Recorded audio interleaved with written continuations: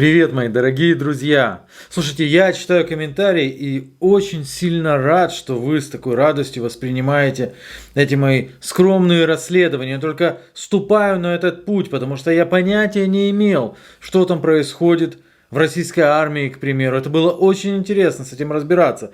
И я рад, что вы с таким оптимизмом и так благожелательно воспринимаете эти расследования. Знаете, особенно я рад этому со стороны граждан Российской Федерации. Этим они как бы подчеркивают, что они не какие-то тупые рабы, которых можно просто сношать, выстраивая себе дворцы, а они остро реагируют на такого рода воровство, на разворовывание в ноль государственного бюджета. Я думаю, это очень хорошо. Это очень круто. И не благодарите, конечно же, я буду продолжать. Вы знаете, сегодня я обратил внимание на вот этот вот ролик. Этот ролик распространяется с целью показать, может быть, человеческий подъем какой-то, ну вот что-то хорошее, знаете. И распространяется, что самое интересное, представителями госструктур. Я узнала, что в Москве проходит акция «Москва помогает». И я решила хоть чем-то чуть-чуть помочь нашим военным на Донбассе. Принесла носки. А фишка в том, что я типа такого ролика, ну не такой, конечно, но другого видел. Там бабушка совсем-совсем старенькая, и рассказывается, что она имеет маленький домик с удобствами во дворе. Удобствами называется туалет. И она хотела его отремонтировать, скопила денег, но решила, что важнее на фронт, и поэтому купила коптер для военнослужащих. Они его приняли, сказали большое спасибо, и все. И я вот себе думаю, когда идут эти сборы на носки, а я видел, что собирают шерсть, собачью шерсть на носки, и мне начали писать в комментариях, что это очень хорошо. Они очень теплые. Я понимаю, что они очень теплые, но просто у меня возникает ряд вопросов. Дело в том, что не так давно была озвучена какая-то совсем фантастическая история о том, что со складов Вооруженных сил Российской Федерации испарилось 1,5 миллиона комплектов формы. И все начали говорить, где это обмундирование, и все. Но после этого я ничего не слышал, что кого-то расстреляли, к примеру, или повесили на Красной площади, как это бывает в военное время, да. А услышал, что собирают на носки как раз таки, на носки, на теплое белье. И решил я обратить свой взгляд на одного человека, и, наверное, такие люди очень нужны российской власти, Булгаков. Ну, не Михаил Афанасьевич Булгаков, а другой Булгаков, Дмитрий Витальевич. Вот он родился в 1954 году в селе Верхнее Губово. Но суть не в том, где он родился, суть в том, что он делал потом. Потому что в 2008-2010 он начальник тыла Вооруженных сил Российской Федерации. И так, знаете, хорошо тыловался, что указом президента от 27 июля 2010 назначен замом министра обороны Российской Федерации. Дело в том, что он был замом министра и предыдущего министра обороны Сердюкова, и нынешнего. Он остался одним из замов предыдущего, который был назначен еще и замом действующего министра Шойгу. Но я же говорю, такие люди очень нужны. Фишка в том, что в 2009 году случился очень неприятный скандал. Этот скандал случился очень громким, знаете. Связан он был с сухими пайками. Потому что солдатам, надо есть. И поэтому им пайки необходимы. А тут фишка в чем? Что была вдруг внезапно, ниоткуда буквально, появилась некая компания. И именно эта компания выиграла тендер. Но там было много компаний. И вот те компании, которые другие компании, они внезапно начали сниматься. В СМИ начали писать, что им угрожали руководителям этих компаний, что будет с ним кусь. А другие компании начали снимать из-за каких-то мелочей. Там где-то буква А выглядит как И. Непорядок, надо убрать. Дело в том, что цена пайка внезапно подскочила в 2 раза. И вот сообщают как раз таки СМИ. Вот российская армия не досчиталась сухих пайков. Тогда официальным победителем конкурса стало ООО «Серпуховский мясоперерабатывающий комбинат». Но Министерство обороны проигнорировало это и отдало проект спецтехники, это вон та вот странная компания. Этот контракт 650, друзья мои, миллионов рублей. Итак, закупочная цена была увеличена с 200 до 455 рублей. Ой, тогда прокуратура очень заинтересовалась этим вопросом. И в этом вопросе, главным был, конечно же, Булгаков. Булгаков, да и сам министр обороны, наверное, не мог об этом не знать. Коммерциализация вооруженных сил России в соответствии с новым обликом привела к возникновению скандалов, характерных для армий развивающихся стран, а точнее африканских. Начальнику тыла вооруженных сил Российской Федерации, заместителю министра обороны Булгакову и начальнику управления госзаказа Минобороны внесены представления в связи с поставками в войска сухих пайков. Оказалось еще и хуже того, что эти пайки, у них энергетическая ценность была не рассчитана. Дерьмо, короче, а не пайки. Вот в чем дело. Громкая была история. Как вы думаете, чем закончилась? Давайте. Булгакова посадили на пожизненное. Булгакова посадили на 10 лет. На 5 лет. Подождите, Булгакова на 3 года посадили. Вы думаете, его уволили? Смотрите, друзья мои, на самом деле у Сердюкова потом появилось уголовное дело. Связано оно было с тем, что у него есть любимая там, дача, и она стала чуть ли не главным объектом. И туда и дороги прокладывали, и все остальное, и завели это уголовное дело. Впоследствии показания давали замы Сердюкова, в частности Булгаков. И во многом благодаря его показаниям это дело было переквалифицировано, а потом вы представляете, что выяснили? Срок давности уже по нему прошел. Свободен. Но он-то, в общем-то, освободился в свое время и пришел Шойгу. И, конечно же, кого назначить к нему замом? Кого-то надо из замов, которые умеют делать дела, как говорится, знаете. Так давайте назначим вот этого как раз. Кого? Булгакова? Ну да. Того, что с сухпайками.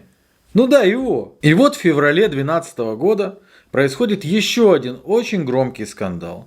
Путин, на то время премьер-министр, общается по селекторной связи и спрашивает, кто не подготовил жилые дома, не утеплил их для военнослужащих, что нахрен происходит.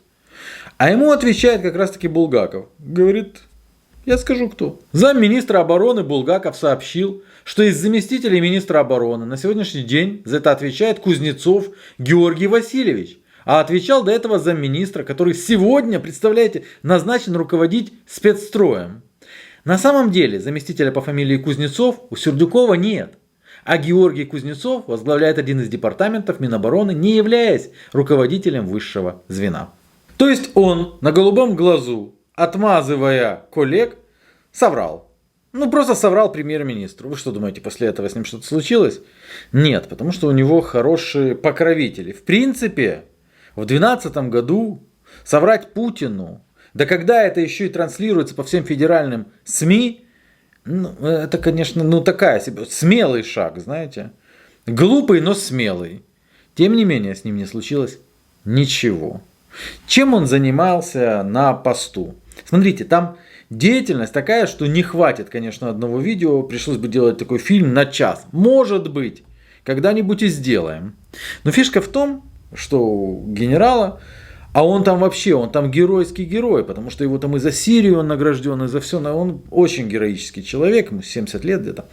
Вот. И у него есть дочери, 2. Вот. Вторая тоже при делах. Но первая некая Мешкова, в замужестве Мешкова.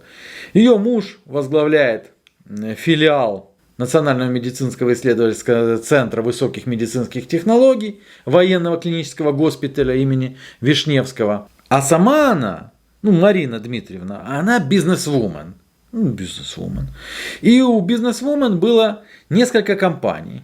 Медиаклиник, Роспродукт, приписывают ей еще ряд компаний, но я ее в соучредителях не нашел. То есть, по всей видимости, она просто не заходила в учредители, но приписывается. Смотрите, я не нашел, значит не будем о них говорить. Нам, я думаю, хватит вот этого. Роспродукт, там в учредителях еще один человек, Рудов некий, Рудов. Рудов с дочерью господина генерала, он партнер, деловой партнер. Рудов Евгений Михайлович. Он является соучредителем вместе с Мешковой Мариной Дмитриевой ООО «Роспродукт». А руководителем является некто Бабаев. Вернее, являлся, потому что компуха уже закрыта. Еще раз повторяю, там была информация, что было открыто еще ряд компаний. Занимались они, вы не поверите. Да, снабжением продуктами российской армии как раз таки. Но они быстро как-то, у них быстро очень так прибыль, вернее как, прибыль они показывали минимальную. Но вот оборот показывали огромный, потому что он был огромным. Вот на миллионы они успели 20 миллионов. Там одна компания вроде 28 миллионов поставить российской армии, а потом ликвидировались. Видно от переизбытка, знаете, как миллионов. Брали и ликвидировались. А вот это вот тут вот успела засветиться. Все-таки дочь господина генерала. Запомнили, да? Бабаев руководитель, Рудов соучредитель. Мы начинаем искать соучредителем, чего еще является господин Рудов. Вот ООО «Содружество ветеранов», ООО «Приазовская кулинарная компания», ООО «Перспектива», ООО «Калужская кейтеринговая компания», ООО «ГТП Возрождение». Нам достаточно зайти на сайт ГТП Возрождение, чтобы все понять. Потому что их клиентами являются вооруженные силы Российской Федерации, армия России, те самые сухпайки. Но, может быть, другие компании занимаются чем-то другим. Всякое же бывает, знаете. Да не.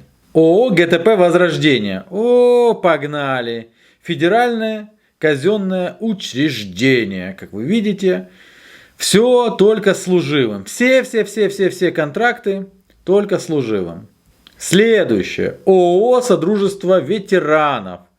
Ох, только служивые. Служивые и сидящие, так скажу, потому что федеральное казенное учреждение, вы же понимаете. ООО «Роспродукт». Вот здесь вот наша как раз таки Мешкова Марина Дмитриевна. А руководителем, вы помните, в компании, в которой соучредителем являлась дочь генерала-тыловика, ответственного за все как раз таки поставки и еды, в том числе в российскую армию, был некто Бабаев. Он руководил этим.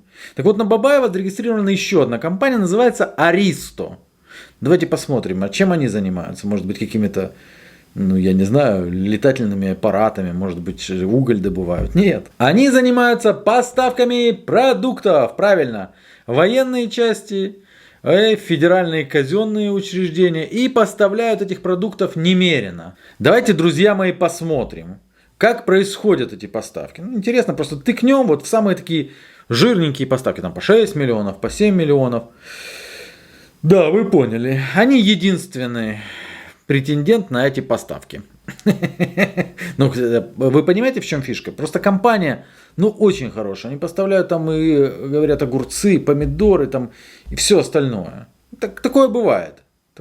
Особенно, если компания связана с дочерью главного тыловика. Вы же понимаете. Контракты заключаются на раз. Все. Единственный поставщик. Зашибись, как мне кажется. А потом исчезает 1,5 миллиона комплектов формы. И начинают собирать на носки и анучи.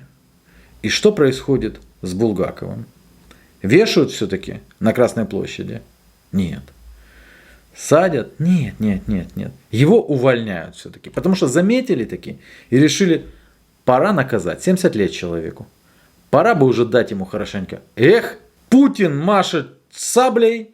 И вот уже увольняет отвечающего за тыловое обеспечение замминистра обороны Дмитрий Булгаков. Уйдет в отставку в связи с переходом на другую должность. Подождите, что-то здесь не так. На другую должность такого быть не может. Друзья мои, может. Потому что такой кадр нельзя просто уволить, знаете, как какую-то проворовавшуюся собаку, можно так сказать. Нет, такие кадры очень нужны. И поэтому его назначают. Да вы не поверите просто. Его назначают, снимая с должности замминистра обороны по материально-техническому обеспечению, из-за того, что пропала, собственно, материально-техническая база, его назначают на должность главного инспектора, генерального инспектора, управления генеральных инспекторов Министерства обороны Российской Федерации. Помните, и щуку в речке утопили. То есть теперь он, вор со стажем, будет инспектировать, а не воруют ли на армии. Будет главным инспектором. Уже есть. Это не поняли и посмели об этом сказать даже депутаты. Потому что вот, к примеру, в Государственной Думе выразили недоумение относительно обеспечения российской армии некто Андрей Гурулев. Он сказал, что не надо было отправлять генерала Булгакова на другую работу. Надо было конкретно спросить, где, что и почему произошло. Почему наши мобилизованные без формы? Но никто спрашивать не решился. Ну и все как-то так, знаете, там Булгаков такой, его там уволили. А оказалось, никто его не уволил. И он сейчас инспектирует. Я крайне благодарен очень умным подписчикам за то, что они поддерживают такого рода скромные, да это даже не расследование. Это просто озвучивание фактов, просто озвучивание того, что многие, я не знаю по какой причине, может из скромности, боятся озвучивать в Российской Федерации. Вот, поэтому спасибо вам, друзья, за ваше желание знать правду. И я, конечно же, буду продолжать, потому что там, ну просто, знаете, бездонное, нечто не имеющее дна, как говорится. Спасибо, друзья, остаемся на связи. Пока.